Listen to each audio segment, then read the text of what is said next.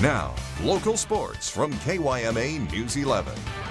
We've taught our kids, life's not always going to be fair. We win games, we lose games, things happen, and we have to learn from them and grow from them. So this is just another one of those obstacles that life puts in front of you that, we're going to have to learn and grow from, and we carry on. One area prep baseball coach looks at the big picture amidst the current pandemic. Welcome back, everyone.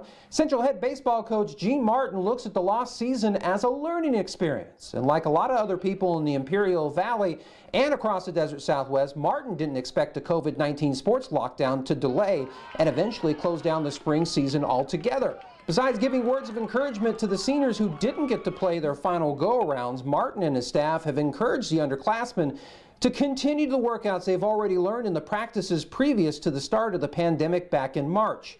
Martin explains to News 11 Sports not only what all area student athletes should gain from this situation, but also how all of us can glean a bigger and better perspective of how we can conduct ourselves in the game of life. I just want to send out my condolences for all these student athletes that lost their senior year, but actually they gained life experience, and don't look at it as something that you're missing. Look at it as something that you can learn from and grow from, and take whatever positive you can find out of it and make this a learning experience, because it shows how we can come together and we can do things that we argued and fought about things, and now we look at them like they were so petty.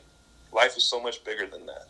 Even though Martin admits that his program will start from scratch in many respects next season, he's confident that Spartan Nation will bounce back strong.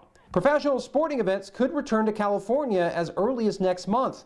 California Governor Gavin Newsom says if coronavirus cases don't spike, professional athletes may be able to get back to work in June. Sporting events, pro sports, in that first week or so of June without spectators and modifications and very prescriptive conditions also can begin to move forward, and a number of other sectors of our economy will open up again if we hold these trend lines. And finally, the 2020 Belmont Stakes is now on the books. The famous horse race will be held on June 20th this year with no fans in attendance. The Belmont, traditionally the last leg of horse race's Triple Crown, will this year serve as the first. The length of the race will also be reduced from 1.5 miles to 1 1/8 miles for the first time since 1894. So the chase for horse racing history will begin at the Belmont, then head to Churchill Downs for the Kentucky Derby on September 5th, and wrap up at the Preakness, now scheduled for October 3rd.